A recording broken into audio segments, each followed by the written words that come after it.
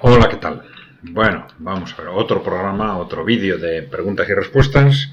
Ya sabéis, como siempre os digo, eh, si queréis ayudarnos, la forma más directa es que os suscribáis al canal si no estáis suscritos, dándole simplemente a la tecla de suscripción, y el que quiera, pues que se haga miembro dándole a la tecla unirme.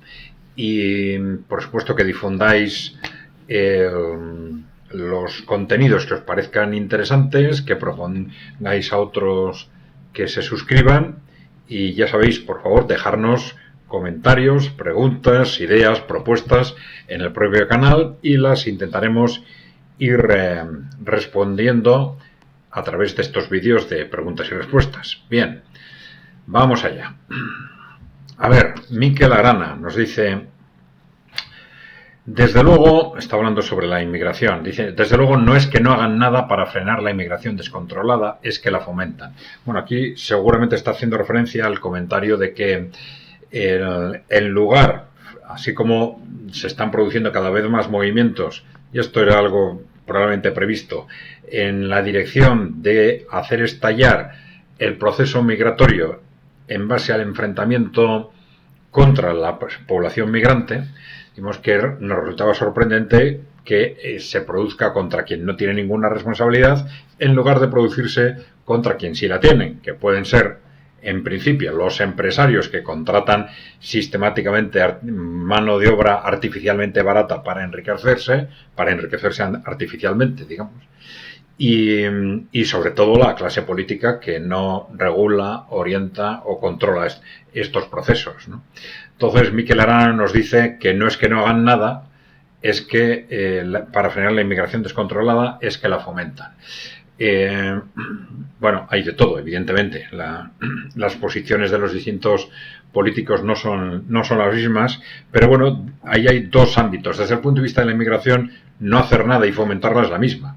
De la inmigración, vamos a decir, con objetivos laborales. Es decir, se produce en base al afán de lucro de empresarios que buscan pues enriquecerse pues pagando un 20, un 30, un 40% menos, contratando a trabajadores inmigrantes.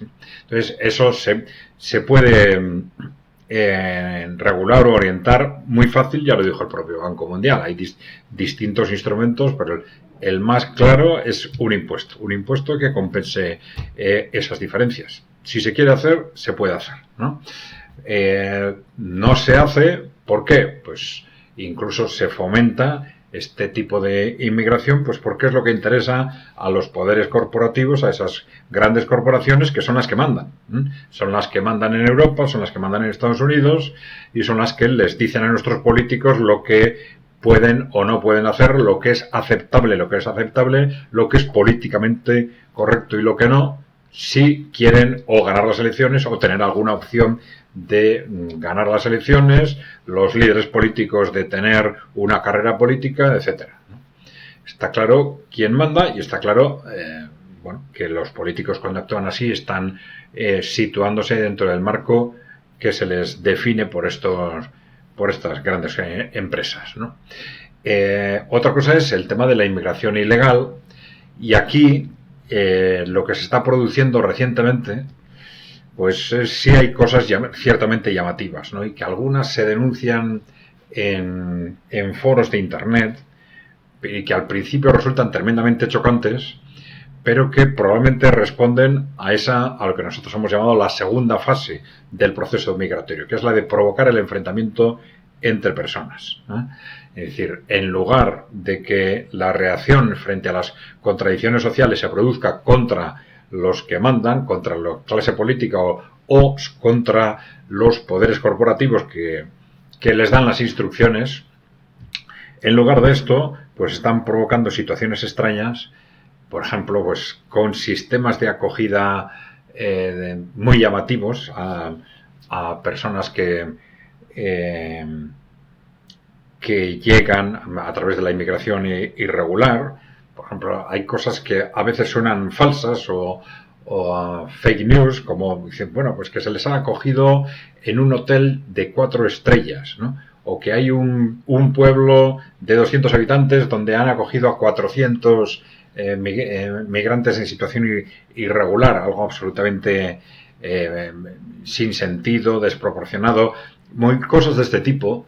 Que al principio no sabes si son ciertas o otras veces o no lo son, ¿no? Pero al final se va comprobando que efectivamente hay muchas, por lo menos muchas de estas noticias que son ciertas, pues solo se entienden en ese contexto de que hay movimientos crecientes que están probablemente destinados a crear ese enfrentamiento entre personas.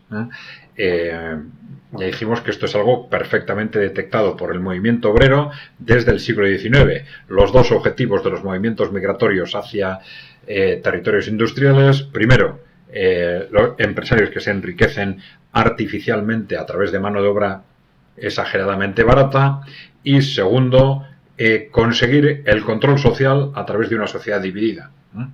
Y esto es lo que de alguna forma perfectamente podemos estar viendo en este momento, de un poder corporativo que está en situación de pánico frente a los poderes, frente a las potencias emergentes, frente a un sistema, un modelo económico que no da más de sí.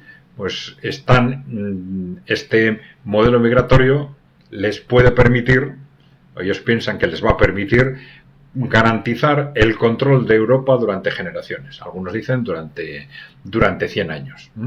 Porque van a tener a los ciudadanos, a los trabajadores, si queréis, divididos, enfrentados entre sí, unos contra otros, en lugar de plantearse qué es lo que están haciendo la clase política, qué es lo que están haciendo esas grandes corporaciones que les controlan. En lugar de ir contra ellos, pues se va contra quién, contra el que nos apuntan los medios de comunicación.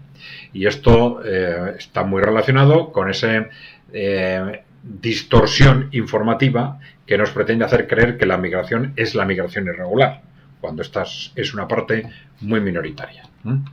Bien. A ver, user UE2HR. Bueno. En Chile, dice, los izquierdistas son hoy en día, izquierdistas entre comillas, lo pone, son hoy en día meros administradores de los intereses de los inversionistas extranjeros. Bueno, efectivamente, claro, Chile es un ejemplo claro dentro de Latinoamérica de lo que es algo generalizado en Europa y Estados Unidos, muy claramente en Europa, ¿no? Entonces, esos grupos políticos y líderes políticos que se llaman a sí mismos de izquierdas, pero en realidad son parte de ese partido único que está al servicio de las grandes corporaciones, ¿no? Entonces juegan con estas palabras: izquierda, derecha, centro. Cuanto más se parecen, más se pegan entre ellos en los medios de comunicación. El que existan otros partidos que les ataquen les permite autojustificarse, porque eso transmite la sensación de que efectivamente son distintos, aportan algo distinto, cuando en realidad, bueno, pues respetan y siguen los dictados del poder corporativo en todos los temas importantes, ¿no? Y decimos, ¿cuáles son los temas importantes? Bueno, pues este proceso se viene produciendo desde los años 90 y vemos cómo esta sumisión de estos grupos que se llaman a sí mismos de izquierdas son evidentes en el ámbito de respeto, de mantenimiento dentro del sistema económico, del modelo económico neoliberal, de situarse en el ámbito sociocultural dentro del posmocapitalismo, esto es del posmofeminismo, catastrofismo climático, manipulación de minorías sexuales, explotación masiva de mano de obra extranjera, fomento del individualismo, destrucción o debilitamiento comunitario. Bueno, y por último, en el ámbito geopolítico, bueno, con un discurso u otro, pero en la práctica se sitúan dentro del atlantismo y del globalismo. Bueno, y esto es muy claro también efectivamente en el caso de Chile. Bueno, se puede repetir la palabra izquierda 10, 20, 30 veces al día, pero, por ejemplo, el posicionamiento real de esa supuesta izquierda en Chile, pues es bien conocido. Bueno. Also sprach Zaratustra. nos dice: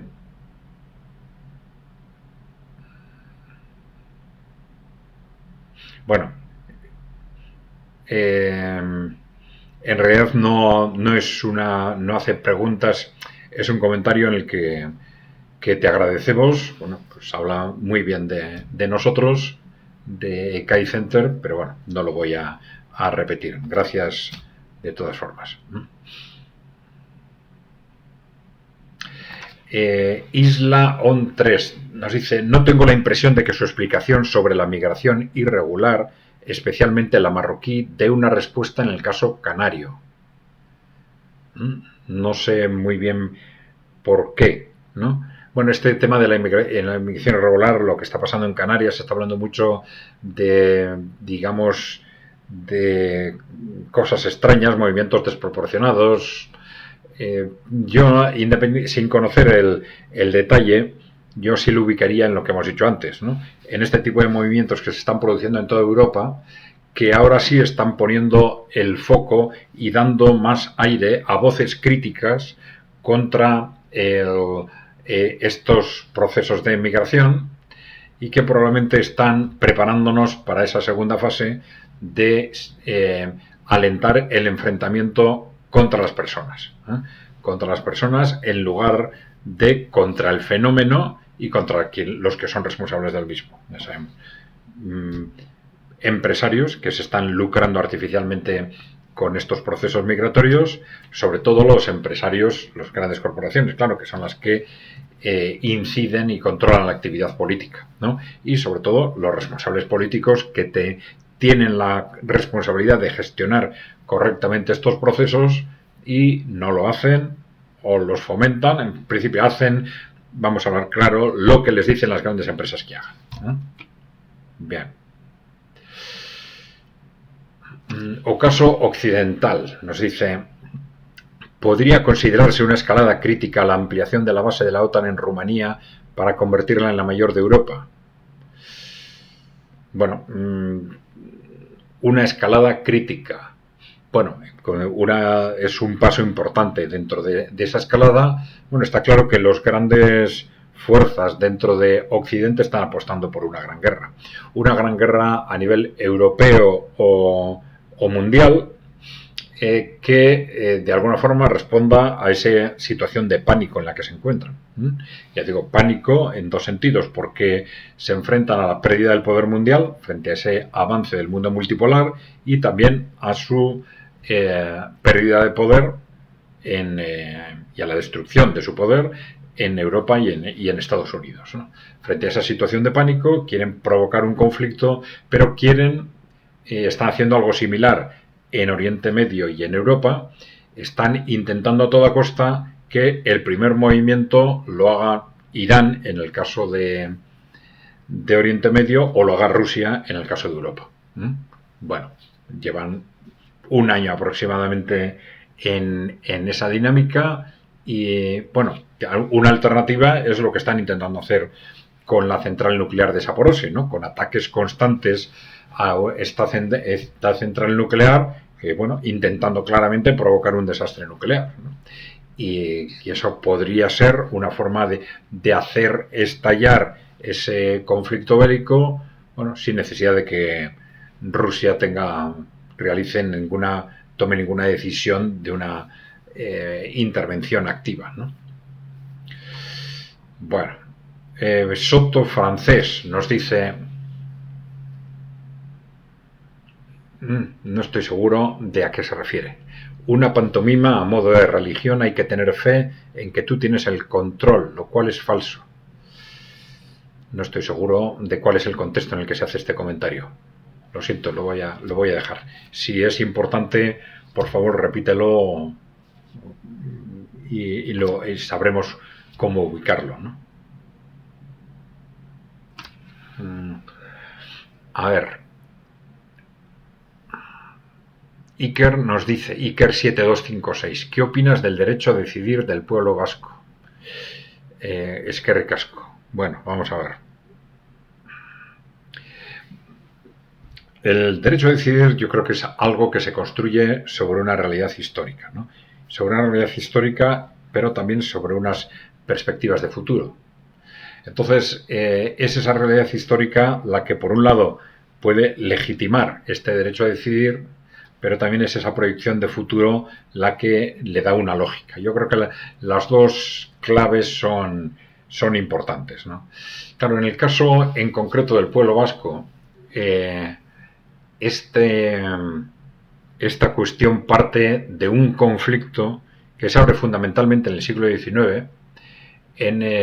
Independientemente siempre hay en los distintos conflictos que se han producido desde entonces, si se quiere, entre el País Vasco y el Estado, se parte de una desconfianza creciente por parte del pueblo vasco de poder sobrevivir como pueblo dentro del Estado español, ¿no?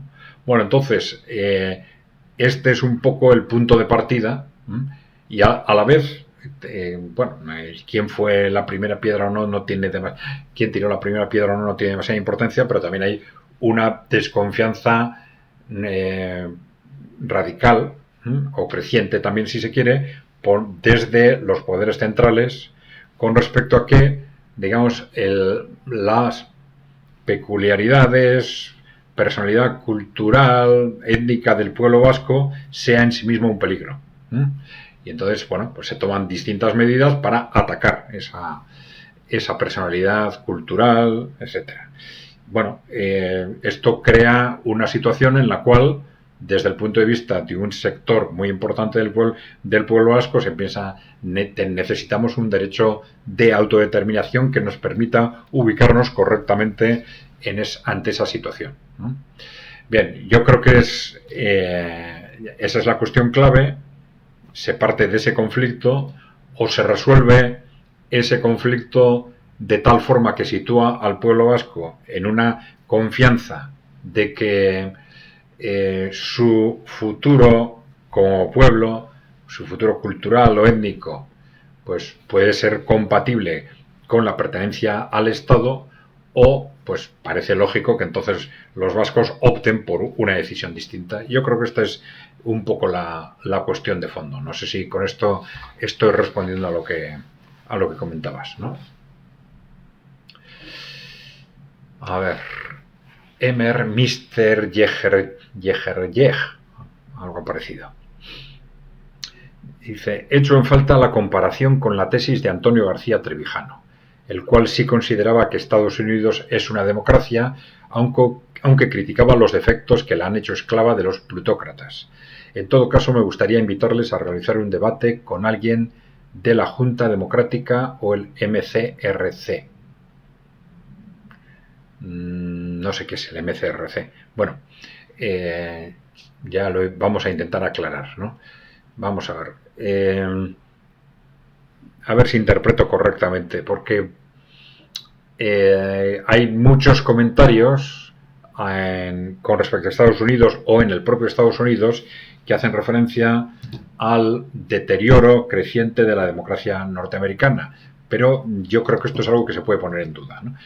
Bueno, que ha habido un deterioro es evidente, porque ha sucedido algo similar a lo de Europa, es decir, no solo que no haya una democracia, que Estados Unidos sea controlado por los poderes económicos, que sea en realidad una plutocracia, sino que además los intereses de esa plutocracia se han vuelto radicalmente contradictorios con los del pueblo norteamericano, como lo son en Europa también.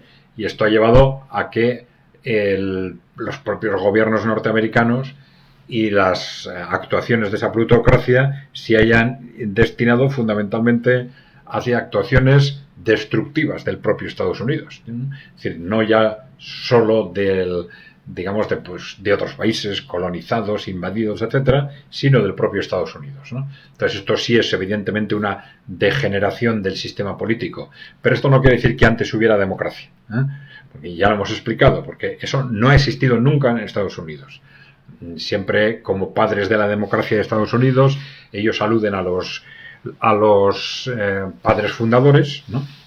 Pero esos padres fundadores no eran en absoluto demócratas. Decían democracia, no querían saber nada de la democracia. Decían que para ellos Estados Unidos debe ser una república representativa, en el sentido de que estaban en contra de la monarquía, que representaba los intereses aristocráticos, mientras que ellos eran grandes propietarios, vamos a decir ahora diríamos burgueses, grandes inversores o como queráis, ¿no? Eran los ricos, las personas más ricas de las colonias, ¿no?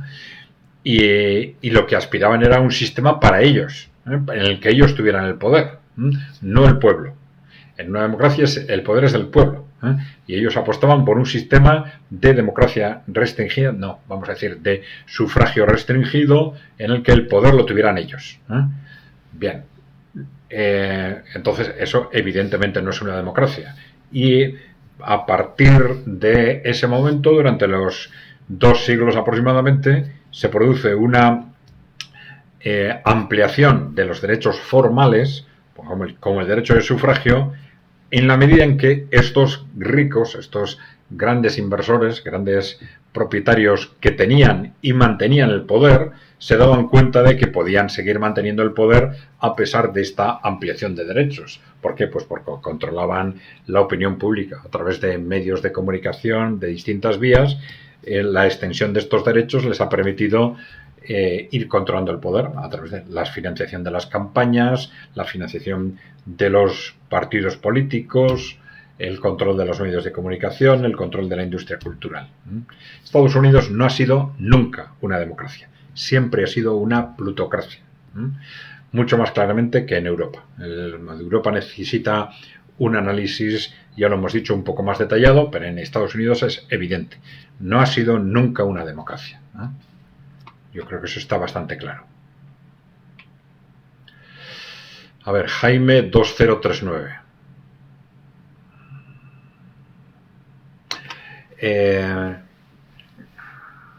Sí, habla del engaño de hacernos creer que vivimos en democracia y que, bueno, que lo ha visto bastante bien explicado, ¿no? Sí, porque vamos a ver, sí es cierto que en Estados Unidos, en Europa, el sistema de democracia de los últimos 200 años, democracia entre comillas, sí nos ha dado algo importante, que son los derechos civiles. Derechos civiles que es una cosa distinta de la democracia, porque estos grandes propietarios se dieron cuenta progresivamente de que, ya digo, pues el derecho de sufragio, los derechos civiles, pues eran incompatibles, que no les llevaban a perder el poder. Entonces, bueno, pues nos dejan votar, nos dejan reunirnos, nos dejan tener opiniones, pero ellos las van controlando el contexto en su conjunto, pues a través del dinero, a través del control de los medios de comunicación, de la industria cultural, de la financiación de los partidos, la financiación de las campañas, etcétera.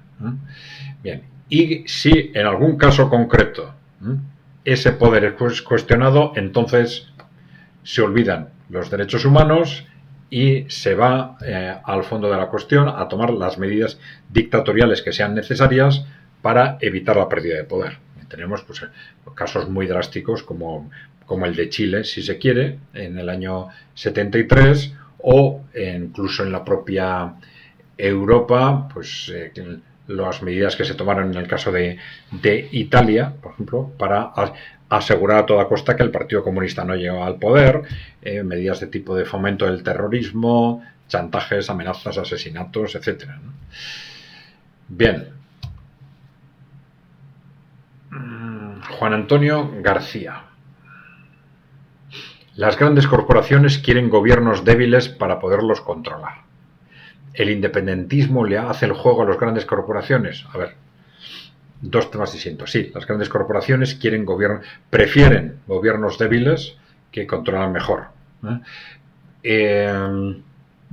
Con excepciones, ya dijimos, en situaciones de alarma extrema, en situaciones de pánico para esas élites corporativas, han apostado por gobiernos dictatoriales. Acabamos de hablar del caso de Chile, por ejemplo, pero también cuando decidieron fomentar el fascismo o el nazismo en los años 20 o 30 del siglo XX, precisamente para hacer frente a un movimiento obrero muy agresivo contra ellos y a la Unión Soviética. Bien. Pero en principio prefieren, salvo en situaciones extremas, prefieren gobiernos débiles a gobiernos fuertes, porque los gobiernos débiles son mucho mejor controlados. Bueno, eso está claro. Ahora, ¿el independentismo hace el juego a las grandes corporaciones? ¿Te refieres al independentismo en el Estado español, al independentismo catalán o vasco, ¿no? Vamos a ver, puede ser que sí, puede ser que no, porque es habitual en los pequeños territorios, en los pequeños países, en las pequeñas comunidades, que sintiéndose de una forma u otra amenazadas por los grandes países con los que tienen alrededor, pues se apuesten a favor de cualquier otro movimiento, cualquier otro poder que les ayude. Y entonces esto puede hacerles o convertirles en peones de grandes poderes que por lo que sea estén interesados en el debilitamiento de esos estados, ¿no? Bueno, si en el caso de Europa se ha comentado más de una vez que, por ejemplo, el fomento de poderes regionales puede haber sido una estrategia añadida para debilitar los estados, porque debilitar los estados ya sabemos que era un objetivo fundamental de las corporaciones dentro de la construcción europea, ¿no? Es decir, era en la construcción europea y en general en la puesta en marcha de organizaciones internacionales, el objetivo de las corporaciones era, por un lado, debilitar a los estados frente a las propias corporaciones y, por otro lado, imponer ese debilitamiento de los estados a través de estructuras internacionales que, a su vez, que por el contrario, que no sean activas en su relación con las corporaciones. Vale, pero que sí cumplan esa función de obligar a los estados a debilitarse. Vale, esto en el caso de Europa ha sido evidente, ¿no? Haciendo pasar a los estados a través de esas políticas neoliberales hacia una posición estructuralmente pasiva en la intervención económica, y a su vez las propias estructuras de la Unión Europea pues se han mantenido pasivas frente a estas corporaciones, ¿no? Han pasado de políticas proactivas, políticas industriales activas fundamentalmente, a posicionamientos pasivos.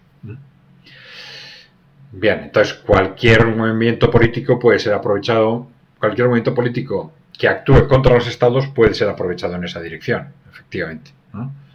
Bien, esto es cierto. Vale.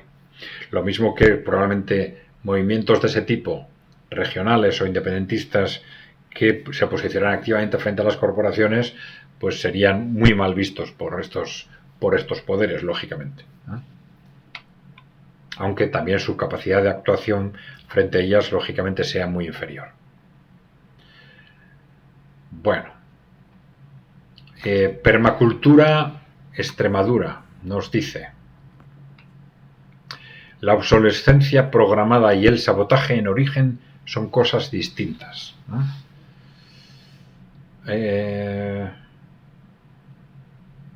Bueno, esto viene a cuenta de un comentario de uno de los oyentes sobre la importancia de la obsolescencia programada como uno de los problemas fundamentales del modelo capitalista, digamos, ¿no? Pero este tema de la obsolescencia programada ya sabéis qué es. Se trata de que productos de consumo de larga duración, que pueden ser muebles, pueden ser electrodomésticos, vehículos, viviendas, etcétera, premeditadamente se fabriquen haciéndolos de menor duración de la que pudieran tener, con el fin de que los consumidores, de que la utilización de esos bienes se agote en el tiempo y los consumidores se vean obligados a reponer ese producto, a volver a comprar, ¿no? Entonces sí hay una discusión de fondo entre los economistas. Unos dicen que esto se está haciendo con la generalidad de los productos de consumo de larga duración, y otros dicen que no, que son productos muy concretos, ¿no? Bueno, aquí permacultura nos introduce un concepto nuevo, que es el de sabotaje en origen. Nos dice que consiste en vender todo tipo de productos, especialmente maquinaria, con algún componente defectuoso o de mala calidad, con el objetivo de producir una avería fatal en corto plazo. Bueno, aquí estaríamos hablando ya de un tema claramente delictivo, ¿no? Claramente delictivo. Si sería pues evidentemente una estafa, ¿no?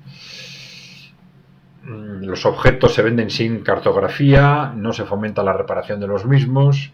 Bueno, se obliga al consumidor también por esta vía a volver a comprar de nuevo un mismo producto. Bueno, él dice que ambas prácticas están masivamente extendidas en todo el mundo, especialmente en Occidente. Bien.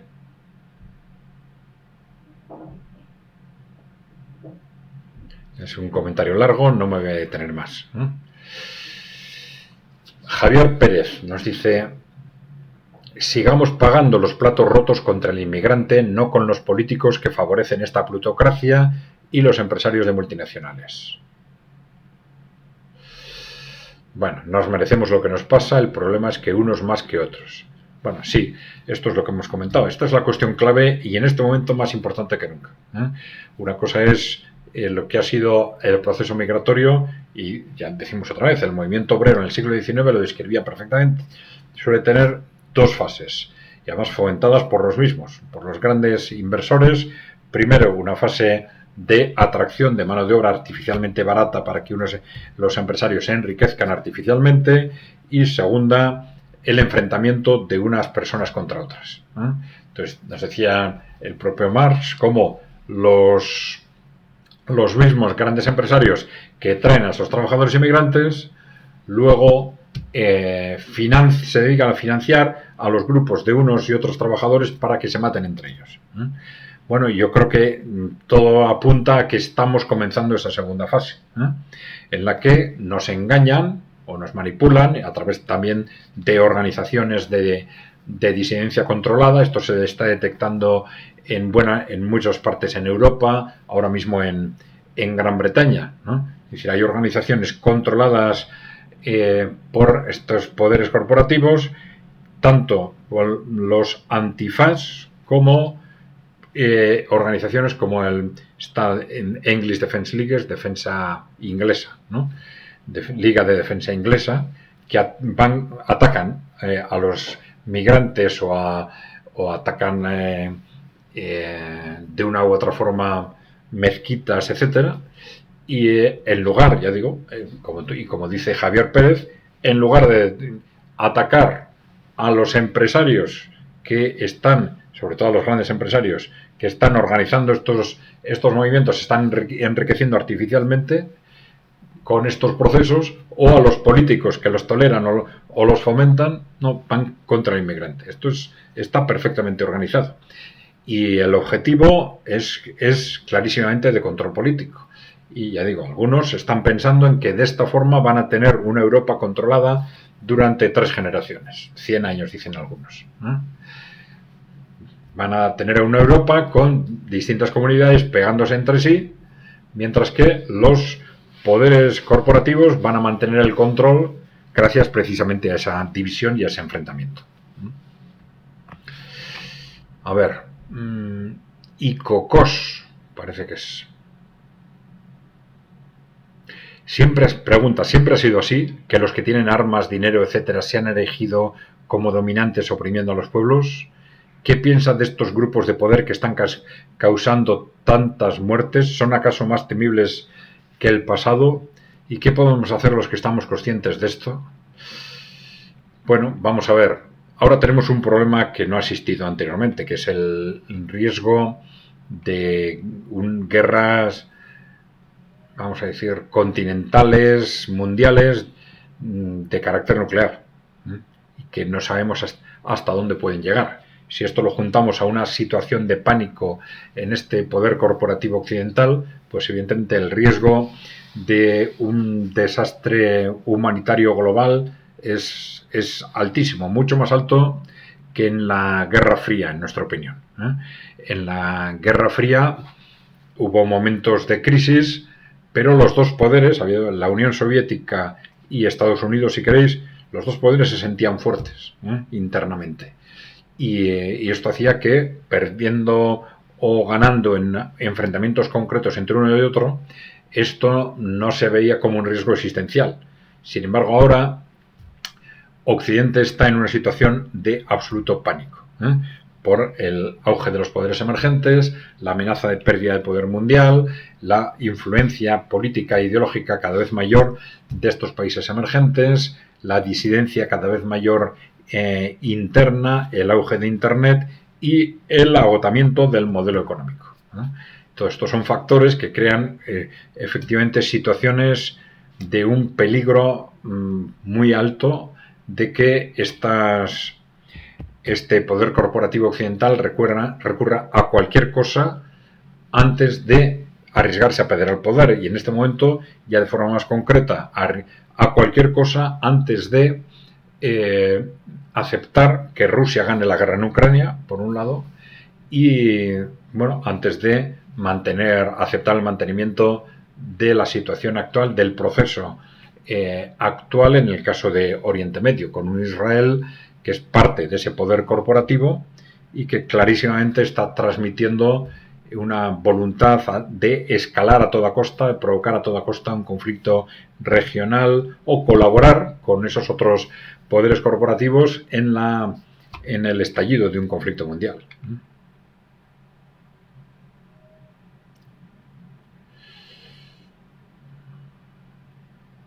Victoria Vanue Losorlova. Bueno, no sé si estoy leyendo bien. Nos dice, en Venezuela, Cuba y Rusia la población vive mal. Es el pago por ser países soberanos en el mundo donde manda un hegemón. Bueno, lo de vive mal o bien siempre es una cuestión relativa, pero es evidente que independientemente de los factores internos, a esos tres países que mencionas les ha afectado muy directamente los ataques externos, ¿no? En Rusia, bueno, fue clarísimo pues el impacto de esa, bueno, más, digamos, de esa ocupación por parte de los oligarcas internos y de los oligarcas de Wall Street en los años 90. Luego Rusia, a partir de la revolución Putin, digamos, echan a los oligarcas del poder y empiezan a poner en marcha el desarrollo del país, consiguiendo niveles importantes de desarrollo alrededor con una media de un 4%, desde el año 2000 hasta el año 2014 aproximadamente, ¿no?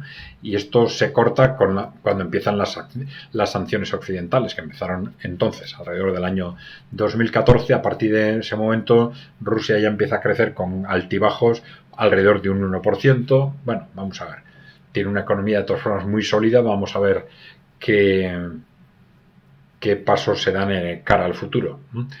Pero bueno, en estos tres países efectivamente el peso de las sanciones externas ha sido importantísimo en su evolución económica.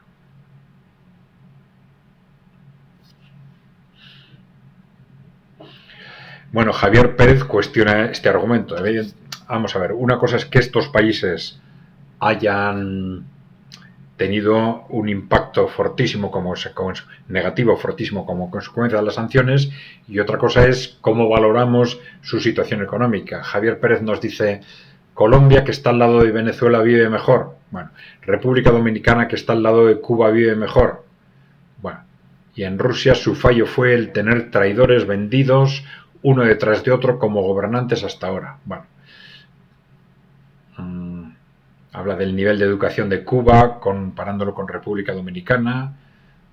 Bueno, sí, ya hemos comentado, habría que analizar país por país. Estos países con una importante influencia externa en su evolución económica, no suele ser fácil medir cómo lo han hecho internamente, realmente qué han hecho bien, qué han hecho mal. No suele ser fácil. En sentido contrario, tenemos el caso de Israel, ya lo hemos comentado más de una vez. Es muy difícil, ha tenido una muy buena evolución económica, pero es muy difícil medir en qué medida esto responde a que ellos lo hayan hecho bien y en qué medida esas inmensas ayudas que ha tenido de países como Alemania durante muchos años o Estados Unidos. Rubén 2252 nos dice, mi opinión sobre el Frente Obrero es que se parece bastante a la extrema derecha. El Frente Obrero es esta organización liderada por Roberto Vaquero, ¿no? Bien.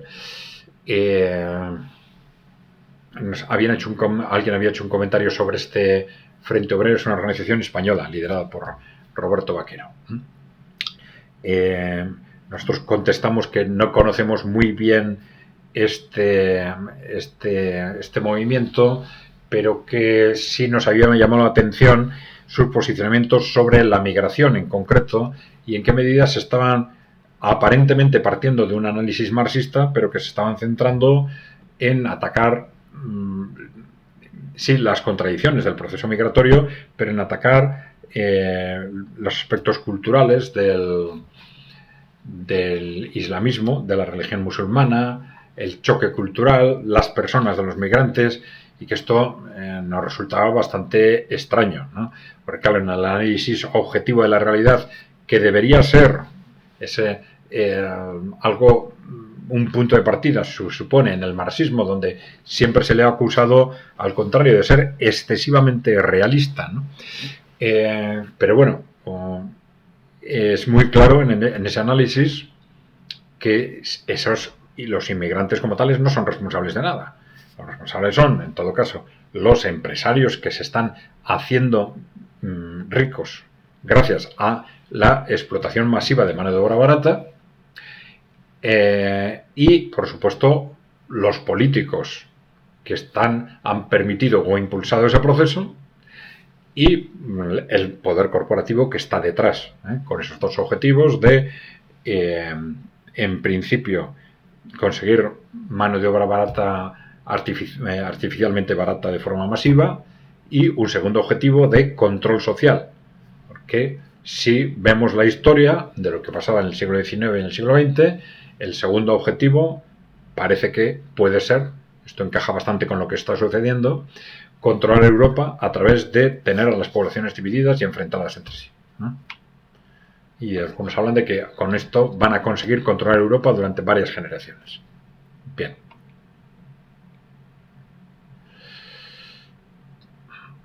Bueno, pues si os parece, vamos a dejarlo aquí. Bueno, ya sabéis, por favor, si queréis ayudarnos, si no estáis suscritos, suscribiros al canal, que es muy fácil, es una tecla. Si queréis ayudarnos, hacer clic en unirme, que es para haceros miembros del canal, difundir la información que os parezca interesante, proponer a otros que se suscriban y, sin más, bueno, sí, dejarnos propuestas, preguntas, ideas en el canal y les iremos respondiendo en la medida en que podamos con estos vídeos de preguntas y respuestas. Sin más, gracias a todos, un saludo.